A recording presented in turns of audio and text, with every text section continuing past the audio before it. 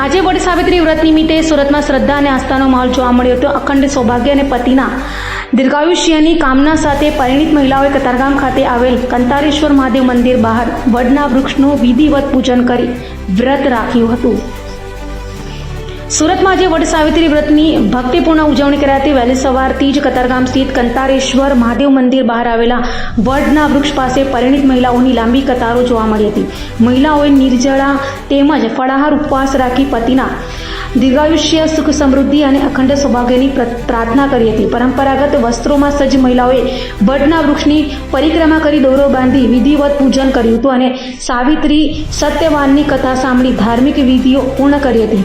મંદિર પરિસરમાં ભક્તિમય વાતાવરણ વચ્ચે આસ્થા અને પરંપરાનું અનોખું દ્રશ્ય જોવા મળ્યું હતું।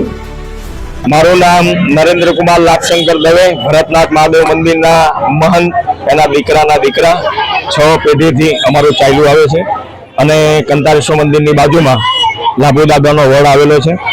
ત્યાં મારા 45-46 વર્ષ થયા છે, પણ નાનેથી અહીંયાથી અમે વડ સાવિત્રીનું પૂજન કરીએ છીએ। વડ સાવિત્રીનું અને આ વડ સાવિત્રીનું વ્રત પત્ની પોતાના પતિના આયુષ્ય દીર્ઘાયુ માટે માંગે છે અને 12 ફેરા પણ અમુક લેડીઝો છે બહેનો એ ફરે છે અને આખી સૂતરની દડી પણ પૂરી કરે છે એવા એના ભાવથી કે મારા પતિનું આયુષ્ય વધે, બરાબર।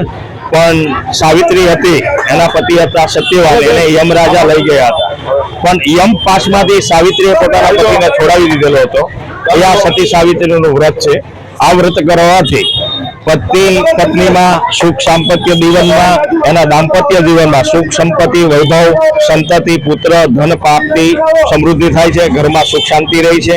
સ્વયં સૂર્ય જે ધર્મ રાજાનું પણ વ્રત કરે એ વ્રત અને સતી સાવિત્રીનું આ વ્રત અતિ મંગલકારી છે અને પોતાના ઘર પરિવાર માટે હરેક બહેનોએ આ વ્રત કરવું જોઈએ, ઉપવાસ એકટાણા કરવા પડે અને આની પછાડી ગૌણી પણ જમાડવી પડે અને આ જે પણ કરે છે તો એની સકળ મનોકામના ભગવાન શિવ, બ્રહ્મા અને વિષ્ણુ, આ ત્રિદેવ જે છે બ્રહ્મા વિષ્ણુમય સત્પુરુષને એની પૂરી કરે છે અને સૌભાગ્યમાં એની અભિવૃદ્ધિ થાય છે। બોલો કૃષ્ણ કનૈયા લાલ કી જય। મારું નામ ડોક્ટર વિભૂતિ છે અને આજે વડ સાવિત્રીનું વ્રત છે। નરેન્દ્રભાઈ મહારાજે બહુ સરસ પૂજા કરાવી અને આ વ્રત આપણા પતિનું આયુષ્ય લાંબુ થાય એ માટે સાવિત્રીજીએ કરેલું પોતાના પતિ માટે અને આ વ્રત એના માટે કરવામાં આવે છે।